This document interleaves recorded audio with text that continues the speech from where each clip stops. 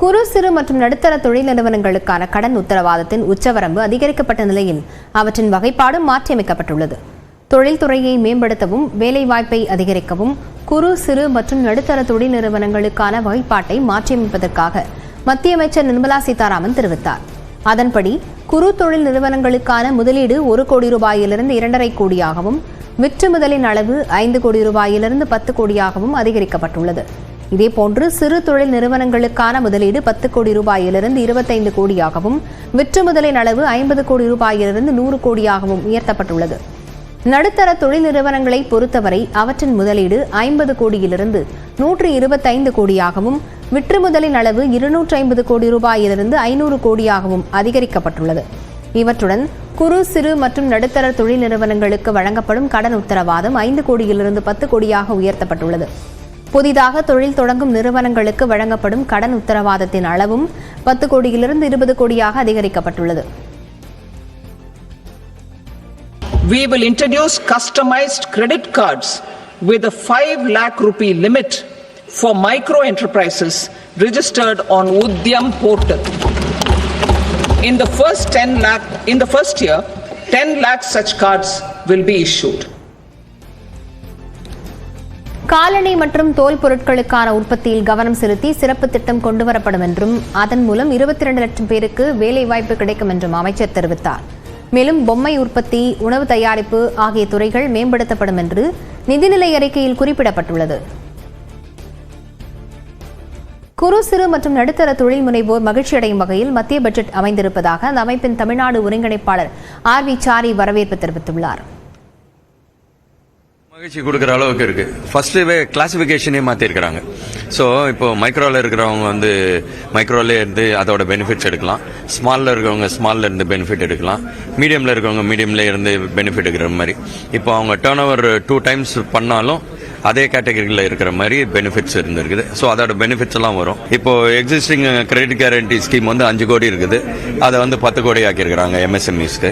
So அதனால உங்களோட ப்ராப்பர்ட்டியை பிளெட்ஜ் பண்ணி லோன் வாங்கணும்னு அவசியம் இல்லை, கவர்மெண்ட்டே அதுக்கு கேரண்டி கொடுக்குறாங்க. கல்விக்காக 500 கோடி ரூபாயில் செயற்கை நுண்ணறிவு மையம் அமைக்கப்படும் என மத்திய பட்ஜெட்டில் அறிவிக்கப்பட்டிருப்பது வரவேற்கத்தக்கது என நெட்கான் டெக்னாலஜியின் தலைமை செயல் அதிகாரி மகாலிங்கம் தெரிவித்துள்ளார். ஸோ இதனால் வந்து இப்போ வந்து ஏஐ இன் எஜுகேஷன் அதுக்கு ஒரு சென்டர் ஆஃப் எக்ஸலன்ஸ் ஒன்று எஸ்டாப்ளிஷ் பண்ணி அதுக்கு ஒரு 500 crores அனௌன்ஸ் பண்ணியிருக்காங்க. ஸோ இந்த இது வந்து எஜுகேஷனல் இன்ஸ்டிடியூஷன்ஸ் வந்து ஏஐ தொழில்நுட்பத்தை பயன்படுத்தி எப்படி வந்து அவங்களோட ட்ரைனிங் அண்ட் எஜுகேஷன் இம்ப்ரூவ் பண்ணலாம் அப்படிங்கிறதுக்கு டெஃபினட்டாக இது வந்து பயனுள்ளதாக இருக்குங்க. ஏஐ வந்து இட்ஸ் ஒரு ரெவல்யூஷனரி டெக்னாலஜி தான். ஸோ இதனால் வந்து சில ஜாப்ஸ் வந்து ரீப்ளேஸ் ஆகும் கண்டிப்பாக. பட் அதே சமயத்தில் புது ஜாப்ஸ் நிறைய வந்து கிரியேட் ஆகிறதுக்கு வாய்ப்பு நிறைய இருக்குது. ஸோ அதனால் வந்து ஸ்டூடெண்ட்ஸ் ஆர் தி பீப்புள் வந்து ஏஐ தொழில்நுட்பத்துக்கு தகுந்த மாதிரி அவங்களோட ஸ்கில்ஸை வந்து மாற்றிக்கணும், அவங்க வந்து ரீஸ்கில் பண்ணிக்கணும். அவங்கள ரீஸ்கில் பண்ணி ஏஐ தொழில்நுட்பத்துக்கு தகுந்த மாதிரி மாற்றிக்கிட்டாங்கன்னா நிறைய வாய்ப்பு இருக்குது. சிறு குறு தொழில் நிறுவனங்களுக்கு கூடுதல் முக்கியத்துவம் அளிக்க வேண்டும் என சேலம் மாவட்ட தொழில் முனைவோர் கோரிக்கை விடுத்துள்ளனர். சிறு தொழிலுக்கு கொடுக்க வேண்டிய மைன்ஸ் ப்ரியாரிட்டி எல்லாம் கொடுக்க மாட்டேங்கிறாங்க. ஒன்லி பெருந்தொழில் செய்பவர்களுக்கு மட்டும்தான் மைன்ஸ் வந்து அலாட் பண்ணுறாங்க. இது பழைய வந்து ஈசி கிளியரன்ஸ் சர்டிஃபிகேட்டு 8 வருஷமாயும் இன்னும் கொடுக்காமையே இருக்கிறாங்க. இதுக்கெல்லாம் வந்து கவர்மெண்ட்டில் வந்து இமீடியட்டாக ஒரு ஸ்டெப் எடுத்து இண்டஸ்ட்ரீஸை கொஞ்சம் காப்பாற்ற வேணும் என்று நாங்கள் கேட்டுக்கொள்கிறோம். பெண்களை அடையாளம் கண்டு தொழில் முனைவோர் ஆக்குவதற்கு அரசு நடவடிக்கை எடுக்க வேண்டும் என CII தென்மண்டல தலைவர் நந்தினி தெரிவித்துள்ளார். மெயினாக வந்து கெப்பாசிட்டி பில்டிங் ப்ரோக்ராம்ஸ் பண்ணணும் இந்த விமென்க்கு. ஸோ அந்தந்த லெவலில் வந்து அந்தந்த தாலுக்லையோ பஞ்சாயத்துலையோ டிஸ்ட்ரிக்ட்லையோ அந்தந்த லெவலில் வந்து விமெனை வந்து ஐடென்டிஃபை செஞ்சு அவங்களுக்கு அந்த மாதிரி ஒரு ஆண்டர்பிரினர்ஷிப்பில் வந்து ஆர்வம் இருந்துச்சுன்னா அவங்கள வந்து கெப்பாசிட்டி பில்டிங் ப்ரோக்ராம்ஸ் செஞ்சு ஆக்சஸ் டு ஃபண்டிங் கொடுத்தாதான் வந்து அவங்கள அப்லிஃப்ட் பண்ண முடியும். மூத்த குடிமக்களுக்கான வங்கி சேமிப்பு வட்டி வருவாய்க்கு இனி 1 லட்சம் ரூபாய் வரை வரி செலுத்த தேவையில்லை என்று மத்திய நிதியமைச்சர் நிர்மலா சீதாராமன் அறிவித்துள்ளார். வருமான வரி விகிதங்களில் பல மாற்றங்கள் செய்யப்பட்டிருக்கும் நிலையில் மூத்த குடிமக்கள் மற்றும் நடுத்தர மக்களுக்கு பல்வேறு சலுகைகளை மத்திய பட்ஜெட்டில் நிதியமைச்சர் நிர்மலா சீதாராமன் அறிவித்துள்ளார். அதன்படி மூத்த குடிமக்களுக்கான வங்கி சேமிப்பு வட்டி வருவாய்க்கான வரி விலக்கு உச்சவரம்பு 2 மடங்காக உயர்த்தப்படுவதாக அறிவித்தார். இதன் மூலம் மூத்த குடிமக்களுக்கான வங்கி சேமிப்பு வட்டி வருவாய்க்கு இனி 1 லட்சம் ரூபாய் வரை வரி செலுத்த தேவையில்லை. வீட்டு வாடகை மூலம் கிடைக்கும் வருவாய்க்கான டிடிஎஸ் பிடித்த வரம்பு 2,40,000 ரூபாயிலிருந்து 6 லட்சம் ரூபாயாக உயர்த்தப்படுவதாகவும் மத்திய நிதியமைச்சர் தெரிவித்தார். மேலும் தாக்கல் செய்யப்பட்ட வருமான வரி கணக்குகளில் திருத்தம் செய்வதற்கான கால அவகாசம் 2 ஆண்டுகளிலிருந்து 4 ஆண்டுகளாக நீட்டிக்கப்படுவதாகவும் நிதியமைச்சர் நிர்மலா சீதாராமன் அறிவித்துள்ளார்.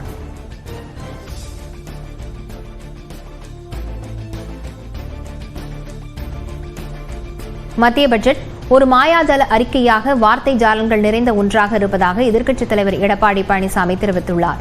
தமிழ்நாட்டிற்கு சிறப்பு திட்டங்கள் இல்லாதது ஏமாற்றம் அளிப்பதாக கூறியுள்ள அவர் மதுரை மற்றும் கோவை மெட்ரோ ரயில் திட்டங்களுக்கான அறிவிப்பு இல்லாததையும் விமர்சித்துள்ளார்.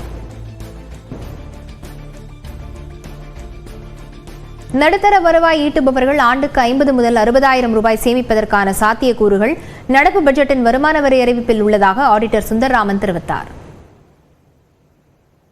பழைய ரெஜிமில் வந்து அப் டு 12 lakh rupees வரைக்கும் நோ டேக்ஸ் அந்த பேசிக் எக்ஸம்ஷன்ஸை ரீடைன் பண்ணியிருக்காங்க. அதே டைமில் புது டேக்ஸ் ரெஜிம்ஸில் ஸ்லாப்ஸும் இன்ட்ரடியூஸ் பண்ணியிருக்காங்க. அப் டு 4 lakhs போட்டு 8 to 12 4 lakhs இன்க்ரீஸ் பண்ணியிருக்காங்க. அதில் வந்து புது ரெஜிமில் அப் டு 12 lakhs வரைக்கும் இருக்கிற டேக்ஸில் வந்து இன்னொரு தனி பிரிவான செக்ஷன் இருக்குது, 87A அப்படின்னு சொல்லுவாங்க. அந்த ரீபேட் மூலமாக புது டேக்ஸ் லெவலையும் வந்து அந்த 12 lakhs வரைக்கும் நோ டேக்ஸ் அப்படின்றத அச்சீவ் பண்ணுறாங்க. முன்னாடி பழைய புது டேக்ஸ் முன்னாடி பார்த்தீங்கன்னா அப் டு 5 lakhs வரைக்கும் இருக்கும். பட் ஆனால் 7 lakhs வரைக்கும் நோ டேக்ஸ் இருந்தது. அது 87A அப்படின்ற ஒரு ரீபேட் மூலமாக இருந்தது. அதே ரீபேட்டான செக்ஷன்ஸ் வந்து இப்போ புது டாக்ஸ் ஸ்லாப்லையும் கொண்டு வந்திருக்காங்க. ஸோ பழைய ரெஜிம்லையும் சரி புதிய ரெஜிம்லையுமே வந்து 12 lakhs ப்ளஸ் ஒரு 75,000 வந்து ஸ்டாண்டர்ட் டிரெக்ஷன்ஸ் இருக்குது. ஸோ 12.75 lakhs வரைக்கும் நோ டேக்ஸ் அப்படின்றது கிளியராக இருக்குது. இப்போ ஒருத்தர் 2 lakhs சம்பாதிருக்காங்கன்னு வச்சுருக்கோங்களேன். இந்த டாக்ஸ் ஸ்லாப் விரிவுபடுத்துறதுனால அவங்களுக்கு வந்து பழைய ரெஜிமில் பழைய சிஸ்டத்தில் ஒரு 4.2 lakhs ஆனுவல் பே பண்ணியிருப்பாங்க. மாதம் 2 லட்ச ரூபா சம்பாதிக்கிறாரு, வருஷத்துக்கு 24 லட்சம் அப்படின்னா பழசில் 4.2 லட்சம் டாக்ஸ் பே பண்ணியிருப்பாரு, புதுசில் ஒரு 3.3 லட்சம், கிட்டத்தட்ட 1.14 lakhs டாக்ஸ் சேவிங்ஸ். அதாவது முன்னாடி வந்து இதுக்கு வந்து முன்னாடி 7 lakhs அப்படின்னா கிட்டத்தட்ட மாதம் நீங்கள் வந்து ஒரு 55,000 ரூபா வரைக்கும் சம்பாதிச்சவங்களுக்கு நோ டாக்ஸ்ன்றது இன்னிலேருந்து அடுத்த வருஷத்துல ஏப்ரல்லேருந்து 1 லட்சம் ரூபா டபுள் வரைக்கும் நோ டாக்ஸ். ஸோ நீங்கள் இது வரைக்கும் அதனால் உங்களுக்கு வந்து கிட்டத்தட்ட வந்து ஒரு ஈஸிலி 50,000 to 60,000 டாக்ஸ் சேவிங்ஸ் இருக்குது. மத்திய பட்ஜெட்டால் குறைவான ஊதியம் பெறுவோர் மற்றும் விவசாயிகளுக்கு எந்த பயனும் இல்லை என்று மார்க்சிஸ்ட் கம்யூனிஸ்ட் கட்சியின் மாநில செயற்குழு உறுப்பினர் கனகராஜ் குற்றம் சாட்டியுள்ளார். சாதாரண மக்களுடைய வாங்கும் சக்தி குறைஞ்சிருக்கு, அவனுடைய கன்சம்ஷன் உணவு உட்கொள்ளுதல் உட்பட குறைஞ்சிருக்குன்னு சொல்றாங்க. அதை இன்க்ரீஸ் பண்றதுக்கு இதுல எந்த திட்டமும் இல்லை. இன்னொரு பக்கத்தில் பார்த்தீங்க அப்படின்னு சொன்னா இந்த விவசாயத்துக்கு என்று எதையும் சொல்ல. நீங்க இந்தியாவில் இன்சூரன்ஸ் துறையை எடுத்துக்கிட்டீங்கன்னா தனியார் நிறுவனங்கள் ஏமாத்தினால தான் அது அரசுடைமையாக்கப்பட்டது. இப்போ 100% அந்நிய மூலதனத்தை அனுமதிக்க வேண்டிய அவசியம் உங்களுக்கு எங்கிருந்து வருது? அதுக்கான நியாயத்தை பேசணும்ல. மத்திய பட்ஜெட்டில் தோல் பதனிடும் துறைக்கு அளித்த முக்கியத்துவம் தமிழ்நாட்டிற்கான வாய்ப்பாக கருதப்படுவதாக முன்னாள் அமைச்சர் மாஃபை பாண்டியராஜன் தெரிவித்தார். நியூஸ் 18 தொலைக்காட்சிக்கு அளித்த சிறப்பு நேர்காணலில் இதனை தெரிவித்தார். சிஎஃப்டிஆரை நம்ம மைசூரில் இயங்கிட்டு இருக்கு. தென்னிந்தியாவில் சென்டர் ஃபுட் ப்ராசஸிங் உடைய முக்கியமான சென்டர் ஆஃப் எக்ஸலன்ஸ் அங்கே தான் இருந்துட்டு இருக்கு. இப்போ அதற்கு அதே போல் இன்னைக்கு ஒன்று வந்து பீகாரில் உருவாக்கப்படும் என்பதை அறிவிச்சிருக்கிறாங்க.